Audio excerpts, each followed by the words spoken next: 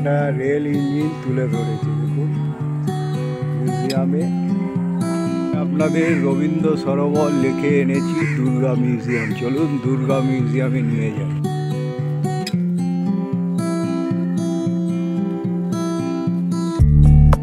আপনাদের রবীন্দ্র সরোবর লিখে এনেছি দুর্গা মিউজিয়াম। চলুন দুর্গা মিউজিয়ামে নিয়ে যাই। এই রবীন্দ্র সরোবর লেখে কত গাছগাছালি, যেরকম সেগুন গাছ, তুত গাছ সব দেখতে পাবেন। কত পরিষ্কার মনোরম পরিবেশে চলে আসবেন আপনারা এই দুর্গা মিউজিয়াম। এখানে সরোবর কত সুন্দর, এই সরোবর কত বড়। চলুন আজ আপনাদের রবীন্দ্র সরোবরের 3 নম্বর গেট দিয়ে দুর্গা মিউজিয়ামে নিয়ে যাবেন। দুর্গা মিউজিয়ামে আসতে গেলে কিন্তু আপনাকে 3 নম্বর গেট দিয়ে 3-4 মিনিট হেঁটে যেতে হবে। এই ঢাকুরিয়া লেক বা এটা রবীন্দ্র সরোবর লেক 3 নম্বর গেট দিয়ে এসে আপনারা এরকম প্রাকৃতিক পরিবেশে সৌন্দর্য লেক এবং লেকের দ্বীপ, কত পাখি বসে রয়েছে, এই মনোরম দৃশ্য দেখতে দেখতে আপনারা চলে আসবে। আজ আপনাদের রবীন্দ্র সরোবর দুর্গা মিউজিয়ামে এনেছি। এটা 3 নম্বর গেট দিয়ে ঢুকে কত সুন্দরভাবে আর্ট গ্যালারি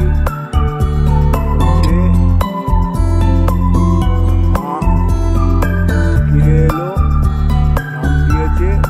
চলে নিয়ে যাই। এর কাজ দেখুন কত সুন্দরভাবে গড়ে উঠেছে। পুরো প্রদীপ জ্বলছে।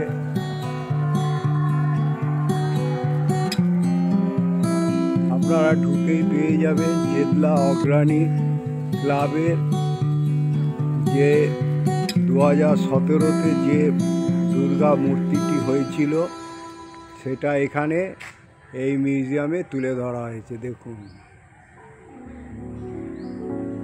2017-তে চেতলা অগ্রণী ক্লাবে যেটা হয়েছিল, এটা তৈরি করেছিল ভবতেশ সুতার শিল্পী। দেখুন কত সুন্দরভাবে এই দুর্গা মিউজিয়ামে আছে। আর এই মিউজিয়ামটা কত সুন্দরভাবে গড়ে উঠেছে। এই হলো দুর্গা মিউজিয়াম। এটা আসতে আপনাদের লেক গার্ডেনে নেবে, রবীন্দ্র সরোবর লেকে 3 নম্বর গেট দিয়ে আসতে। এই গাছগাছালি এ মনোরম পরিবেশ, কত সুন্দর জায়গায় দুর্গা মিউজিয়াম গড়ে উঠেছে। কত সুন্দর এক মিউজিয়াম গড়ে উঠেছে। যত দুর্গা ঠাকুরগুলো, এই যে হিন্দুস্তান ক্লাব 2021 সালে যেটা তৈরি করেছিল, এত সুন্দর সেটা এখানে তুলে ধরা হয়েছে। দেখুন কি সুন্দরভাবে কাঁচের ঘরের ভেতরে এই দুর্গা মিউজিয়ামে রেখে দিয়েছে। আপনারা দেখুন, এটা হিন্দুস্তান ক্লাব করেছিল 2021 সালে, সেইটাই মিউজিয়ামে স্থান পেয়েছে।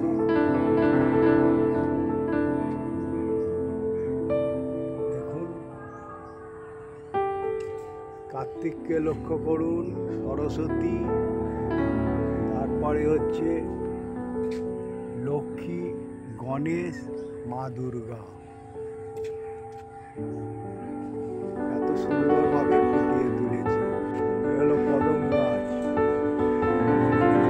গাছগাছালি ভর্তি আছে। দেখুন একটা রেল ইঞ্জিন তুলে ধরেছে দেখুন মিউজিয়ামে।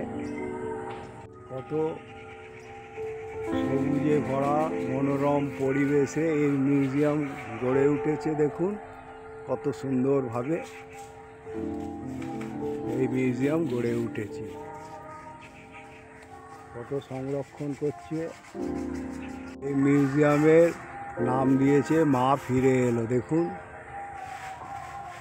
সেই প্যারিসের টাওয়ারের মতন পুরো তৈরি করা আছে।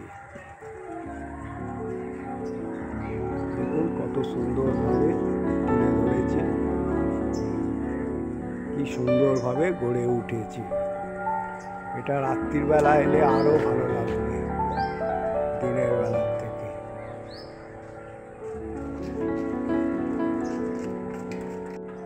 দেখুন কাজ করা, দেখুন কত সুন্দরভাবে কাজ করে গড়ে তুলেছে। দেখুন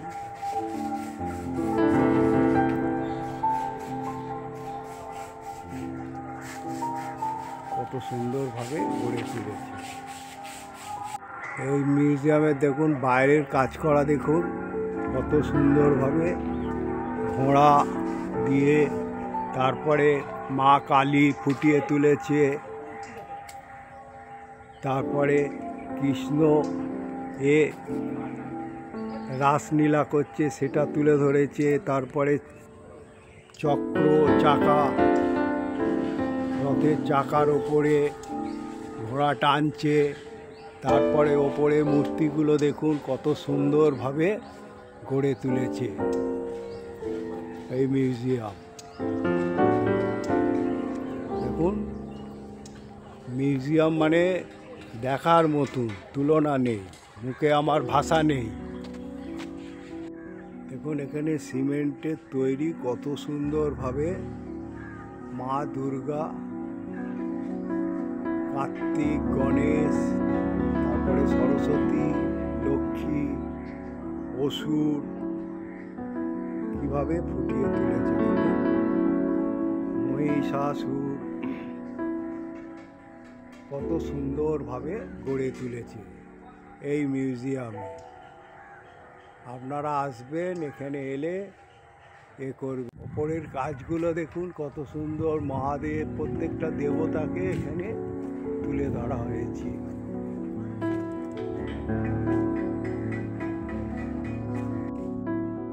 এটা আলিপুর ৭৮ পল্লী 2019-এ আলিপুর ৭৮ পল্লী, যে এখানে যে প্রতিমাগুলো ভালো হয় সেই এই মিউজিয়ামে স্থান পায়। খুব সুন্দর একটা পরিকল্পনা, অনেকেই জানে না কত সুন্দরভাবে এই মিউজিয়াম কাজগুলো দেখুন, ঘন্টা দিয়ে ঘন্টা করে লাইটিং করেছে, কত সুন্দর, কি সুন্দরভাবে গড়ে উঠেছে। দেখুন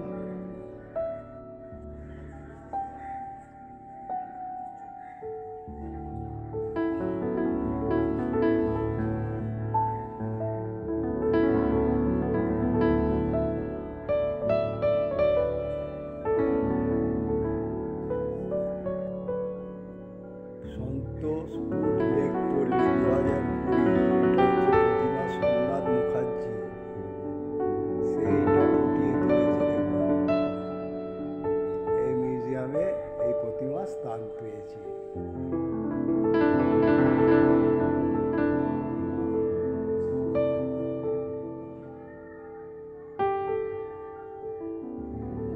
এই যে 2024 হরিটলা সর্বজনীন দুর্গা উৎসব যেটা স্থান পেয়েছে, দেখুন 2024-এ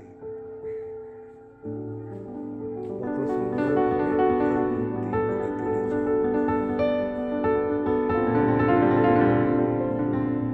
হরিটলা সর্বজনীন দুর্গা উৎসব 2024-এ।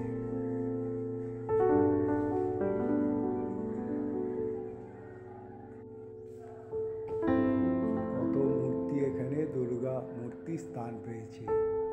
এইটা সরকারকে এর জন্য ধন্যবাদ জানাতে হবে, কেন এই শিল্পীগুলোর যে কাজ করে সেই কাজ যদি না মিউজিয়ামে তুলে ধরা হয় তার কোনো থাকে না। সত্যি কত সুন্দর, অপূর্ব, মানে মুখে ভাষা নেই আমার। এটা হচ্ছে চেতলা অগ্রণী 2020 প্রতিমা শিল্পী অনির্বাণ দাস। দেখুন কত সুন্দরভাবে গড়ে তুলেছে 2020-তে। দেখুন মুখে ভাষা নেই, সত্যি অপূর্ব।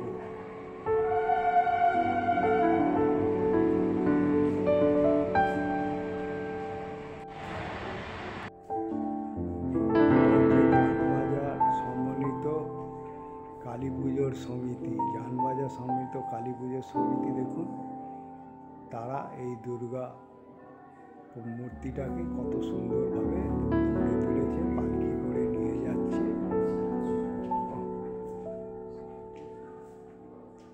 অপূর্ব।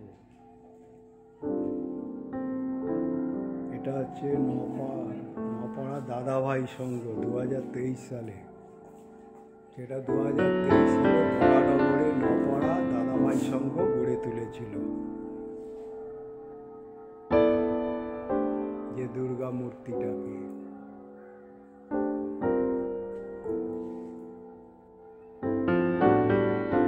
এটা হচ্ছে নপাড়া দাদাভাই সংঘ ভোলানগরে 2021 সালে,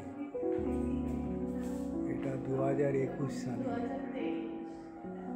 কত সুন্দরভাবে গড়ে তুলেছে দেখুন। যে দুর্গা মূর্তি, গণেশ,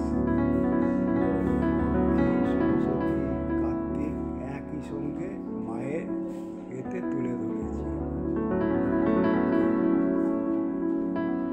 সিংহ দেখুন এখানে, এ মূর্তি রূপই আলাদাভাবে তুলে ধরেছে।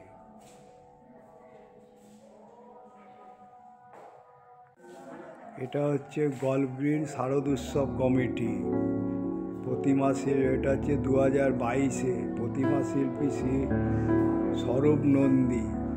এটা গল্ফ গ্রিন শারদ উৎসব কমিটি 2022-এ দেখুন কত সুন্দরভাবে এই মূর্তি, দুর্গা মূর্তি তুলে ধরেছে, মানে তুলনা নেই। কাঠের উপরে কাজ করে, কাঠ দিয়ে তৈরি করেছে এই মূর্তি।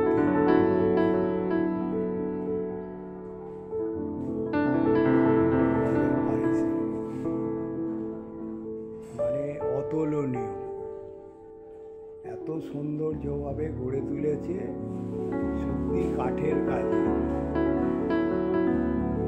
এই প্রতিমা শিল্পী। এই প্রতিমা শিল্পীর নাম শ্রী স্বরূপ নন্দী। এটা হচ্ছে খিদিরপুরের 74 পল্লী 2020-তে এই প্রতিমা শিল্পীটাকে তুলে ধরেছে দেখুন কত সুন্দরভাবে গড়ে তুলেছে। মানে শিল্পী নির্মল মানিককে ধন্যবাদ জানাতে হবে, কত সুন্দরভাবে গড়ে তুলেছে এই মূর্তি। হলো বেহালার গড়িশা ক্লাব, মানে শখের বাজারে তাদের মূর্তি কত সুন্দরভাবে গড়ে তুলেছে।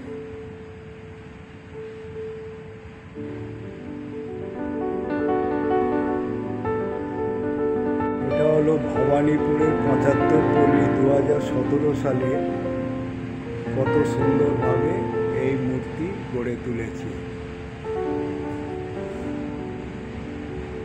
এটা শিল্পী হচ্ছে বিমান সাহা, বিমান সাহা 75 পল্লী।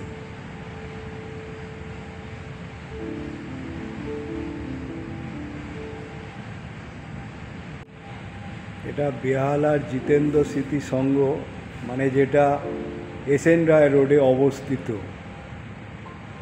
জিতেন্দ্র স্মৃতি সংঘ এসএন রায় রোডে অবস্থিত, তা 2022-এ এইটা তুলে ধরেছিল কত সুন্দরভাবে। এই মিউজিয়ামে এই প্রতিমা স্থান পেয়েছে দেখুন, কোনো কালারিং করা নেই, মাটির ওপরে কত সুন্দরভাবে এই মূর্তিগুলো গড়ে তুলেছে।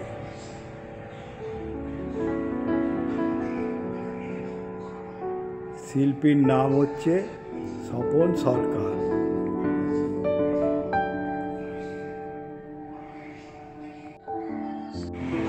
এটা হচ্ছে আলিপুর 78 পল্লী,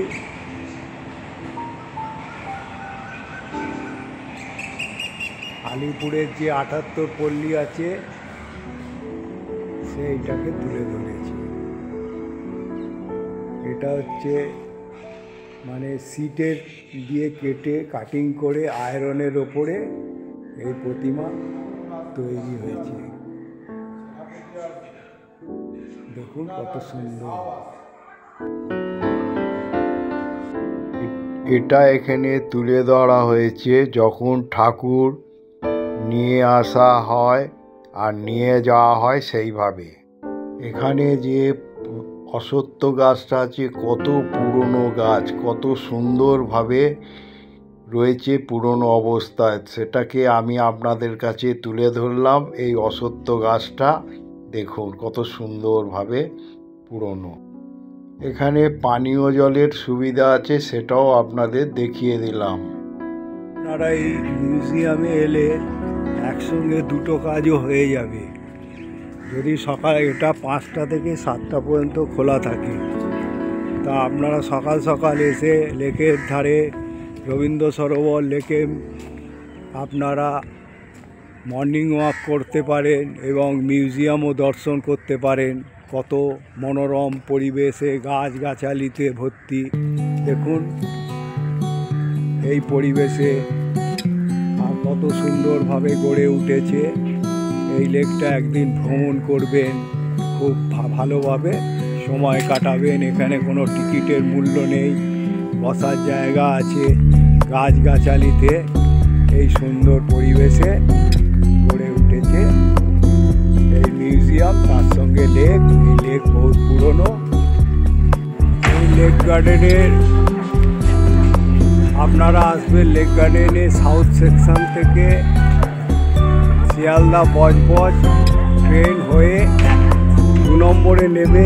এই 1 নম্বর দিয়ে মানে ডান হাত দিয়ে চলে যাবেন দুর্গা মিউজিয়ামে।